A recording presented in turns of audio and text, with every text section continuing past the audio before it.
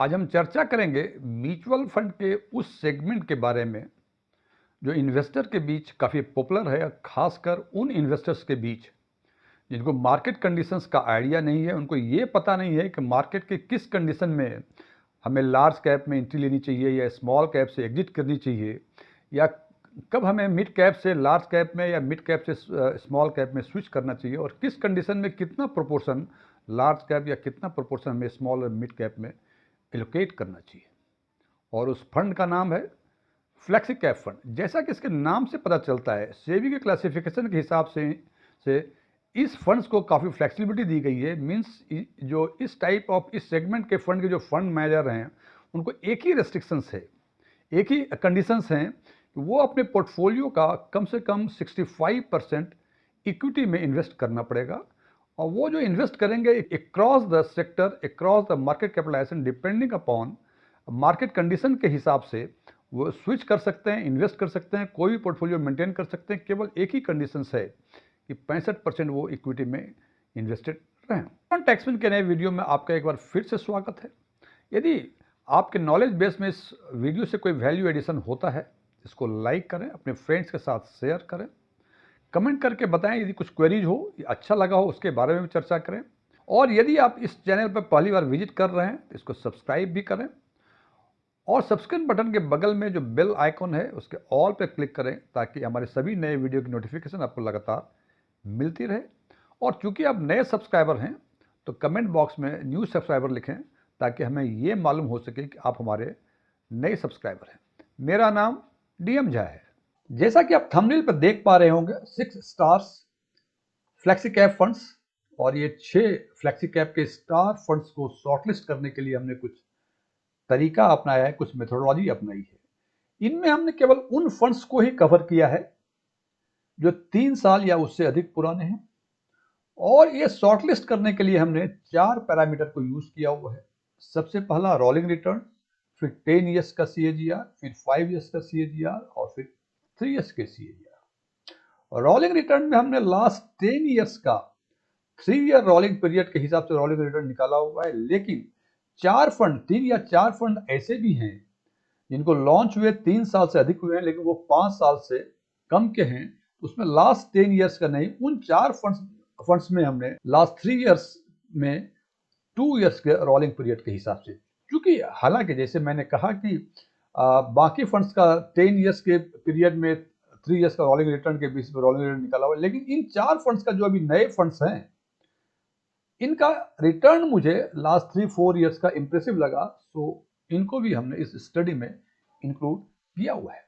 तो सबसे पहले हम रोलिंग रिटर्न के बेसिस पे हमने टॉप 15 फंड्स को शॉर्टलिस्ट किया। अब वो फंड है जिसे आप देख पा रहे हैं, बैंक ऑफ इंडिया, ये सबसे अधिक 34.4% का रोलिंग रिटर्न दिया है। क्योंकि ये ब्लू में है, जितने ब्लू है Bank of India, ICICI Pru, Nippon और महिंद्रा, ये चारों फंड जो हैं ये इनका लॉन्च हुए 3 साल से अधिक हुआ है लेकिन 5 साल से कम है। तो इनका जो रोलिंग रिटर्न निकाला हुआ है हमने लास्ट 3 ईयर्स का 2 ईयर्स के रोलिंग पीरियड के, बाकी जितने ब्लैक में है वो लास्ट 10 ईयर्स का 3 ईयर्स का रोलिंग पीरियड के हिसाब से रोलिंग रिटर्न निकाला हुआ है। तो इन 15 फंड में से सबसे बेहतर बैंक ऑफ इंडिया जो नया फंड है, और सबसे कम जो दिया है टॉरस का 17.76% है। अब इन 15 फंड में से अब देखा हमने कि लास्ट 10 ईयर्स का जो सीएजीआर है, इन 15 फंड में से कौन कौन से ऐसे फंड हैं जो 10 ईयर्स के सीएजीआर में टॉप 15 में आते हैं। तो उसमें हमने देखा कि वो फंड है क्वांट, एचडीएफसी, जीएम का फ्लेक्सी कैप, फ्रैंकलिन का फ्लेक्सी कैप, पराग पारिक, एचएसबीसी और यूनियन। इसका मतलब कि टॉप 15 रोलिंग रिटर्न में जो भी 15 फंड्स आए थे उन फंड में से केवल ये 7 फंड ऐसे हैं जो 10 ईयर्स के सीएजीआर के बेसिस पर भी ये टॉप 15 में आते हैं। और जैसे आप देख पा रहे हैं, क्वांट का फर्स्ट पोजीशन है 10 ईयर के सीएजीआर के बेसिस पे, एचडीएफसी 5 पोजीशन पे, जीएम का 3rd पोजीशन पे, फ्रैंकलिन इंडिया 6th पोजीशन पे, पराग पारिक 2nd पोजीशन पे, एचएसबीसी 12 पोजीशन और यूनियन का 14वां पोजीशन है। तो इसका मतलब अब जो शॉर्ट लिस्टिंग करेंगे ये 7 फंड में से ही करेंगे। और अब हम देखते हैं कि इन 7 फंड में से 5 ईयर्स के CAGR के बेसिस पे कौन कौन से फंड हैं जो टॉप 15 में आते हैं, तो उसमें हमने देखा कि क्वांट, HDFC, जेएम का फ्लेक्सी, फ्रैंकलिन का, पराग पारिक, HSBC और यूनियन, ये सात के सातों फंड जो हैं वो 10 ईयर्स के CAGR के बेसिस पे टॉप 15 में थे, 5 ईयर्स के CAGR के बेसिस पे टॉप 15 में थे, और रोलिंग रिटर्न जो टॉप 15 है उसमें भी थे। तो जैसे हम देख पा रहे हैं कि क्वांट का सबसे अधिक है 31.49, ये पहला पोजीशन है। HDFC 22.56, फोर्थ पोजीशन रैंकिंग के हिसाब से 5 ईयर्स के CAGR के बेसिस पे। जेएम का फ्लेक्सी 24.56 जो थर्ड पोजीशन है on the basis of 5 year CAGR। Franklin 22.28 पांचवा पोजीशन है, रैंक है, और पराग पारिक 24.92 ये सेकेंड पोजीशन पे है। HSBC का 20.42 ये आठवां पोजीशन पे है, और यूनियन 19.62 जो नाइन्थ पोजीशन पे। इस हिसाब से हम देखते हैं कि ये 7 फंड ऐसे हैं जो 10 ईयर जो रोलिंग रिटर्न के बेसिस पे टॉप 15 में है, 10 ईयर्स के CAGR के बेसिस पे टॉप 15 में है, 5 ईयर्स के CAGR के बेसिस पे टॉप 15 में है, और ये सातों फंड इन तीनों ही कैटेगरी में कॉमन है। अब हम बात करते हैं 3 ईयर्स के CAGR के बेसिस पे, तो हम देखते हैं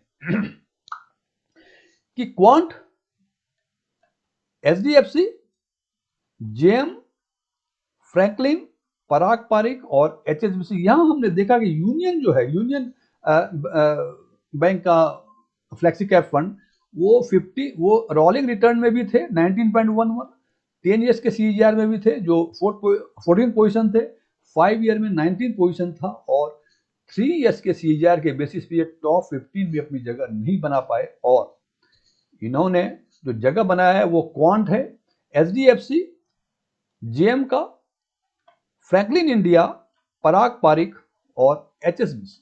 यहां हम देख पा रहे होंगे क्वांट जो है 18.72 आठवें पोजीशन पे है, HDFC 23.78 सेकेंड पोजीशन पे है, जेएम 25.81 ये फर्स्ट पोजीशन पे है, फ्रैंकलिन 18.72 ये नाइन्थ पोजीशन पे है, पराग पारिक 16.76 ट्वेल्थ पोजीशन पे है, और HSBC ये 17.42 पे है जो 11वें पोजीशन पे है।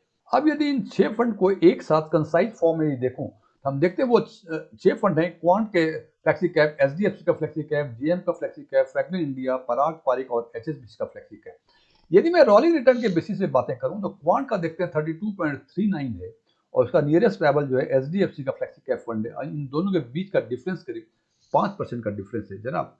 10 ईयर्स के लास्ट 10 ईयर्स में 3 ईयर्स के रोलिंग पीरियड के हिसाब से 5% का रोलिंग रिटर्न में डिफरेंस आना, ये बहुत बड़ा डिफरेंस है। तो यदि रोलिंग रिटर्न के बेसिस पर देखें, हमें लगता है कि क्वांट का कोई कंपैरिजन नहीं है। सबसे नियरेस्ट राइवल HDFC का 27.61% है। 10 ईयर्स में भी देखते हैं 18.35, नियरेस्ट राइवल जो इनका है वो 17.30 है, वो जेएम का। यहाँ भी देखते हैं करीब 1% के आसपास का 10 ईयर्स के CAGR के बेसिस पे ये सब टॉप रैंक पे है।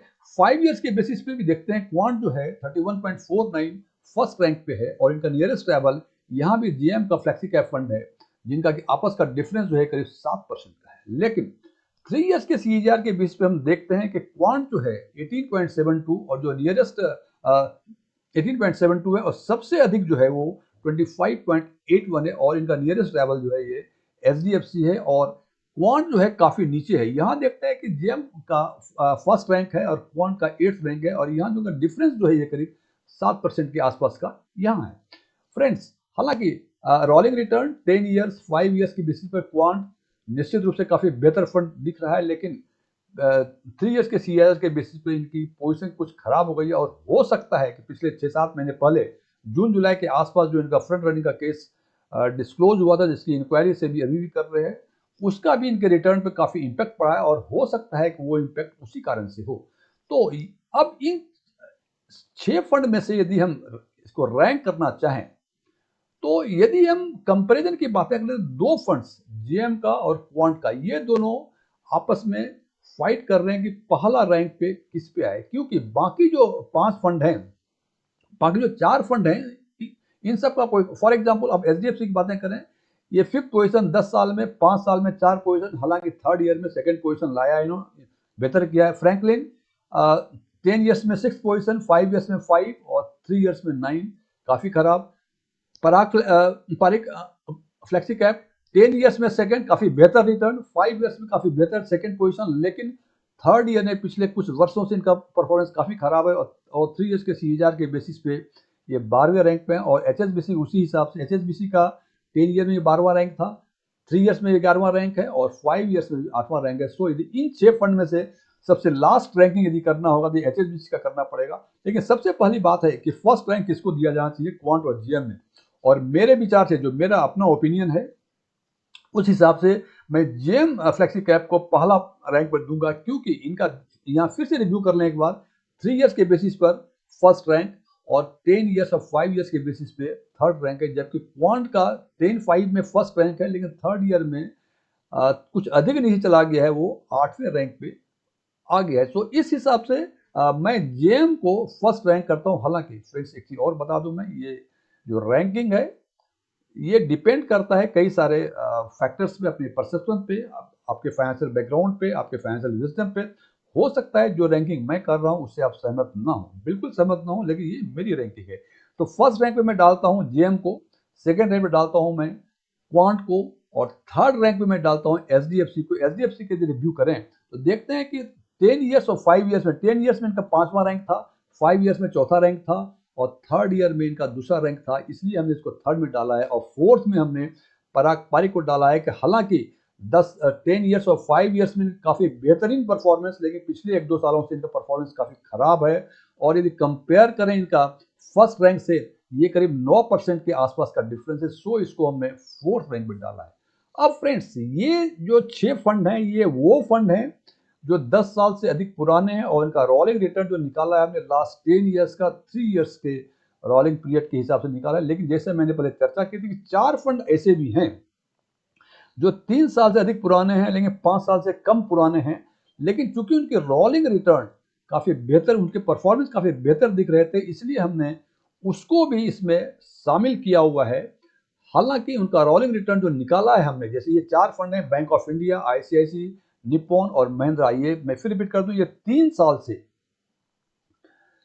अधिक पुराने हैं, लेकिन 5 साल से कम के हैं। और इनका रोलिंग रिटर्न जो है ये लास्ट 3 ईयर्स के 2 ईयर्स के रोलिंग पीरियड के हिसाब से निकाला है। और उस हिसाब से हम देखते हैं कि बैंक ऑफ इंडिया का 34.4, ये क्वांट से भी अधिक रोलिंग रिटर्न है जनाब। आईसीआईसी का 26%, निप्पॉन इंडिया का करीब 24% के आसपास, और महिंद्रा का 23.44% के आसपास। और चूंकि 3 साल से अधिक पुराने हैं, तो रैंक भी देखें इनका कि बैंक ऑफ इंडिया का चौथा रैंक, आईसीआईसी का 5वां रैंक, निप्पॉन का 13वां, और महिंद्रा का 15.14 के साथ 12वां पोजीशन है। तो अब रैंकिंग की बातें कर लें। 10 साल से अधिक पुराने फंड में ये 4 फंड काफी बेहतर दिख रहे हैं, हालांकि 2 फंड और, फ्रैंकलिन इंडिया और एचएसबीसी, काफी बेहतर फंड हैं। और यदि बहुत सारे हमारे इन्वेस्टर्स कहेंगे कि इन चारों फंड्स का लास्ट 3 ईयर से काफी बेहतर रिटर्न है, तो सेकेंड ग्रेड में मैं इन चारों फंड्स को रखता हूँ। फर्स्ट टॉप 5 में, टॉप 4 में मैं जेएम, क्वांट, एचडीएफसी और पराग पारिक फ्लैक्सी कैप फंड को रखता हूं। फ्रेंड्स, जैसा मैं बार बार कहता हूं कि ये मेरी रैंकिंग है, हो सकता है कि आपकी रैंकिंग हमसे डिफर करे, आप हमसे, हमारे विचारों में सहमत ना हो, कोई बात नहीं, असहमति आप जता ही सकते हैं। लेकिन एक चीज ध्यान रखें कि जो क्राइटेरिया के बेसिस पे हमने इन फंड्स को शॉर्टलिस्ट किया है, यदि उस क्राइटेरिया के बेसिस पे फंड को आप शॉर्टलिस्ट करने की कोशिश करेंगे, तो निश्चित रूप से हमें उम्मीद है कि ये 2025 में ये चारों पांचों फंड जो हमने ये बताया है, ये स्टार परफॉर्मर होने की पूरी संभावना है। हालांकि जैसे मैं बार बार कहता हूं कि अंतिम निर्णय डिपेंड करता है आपके फाइनेंशियल विजडम पे, यहाँ भी अंतिम निर्णय आप खुद लें। Thank you.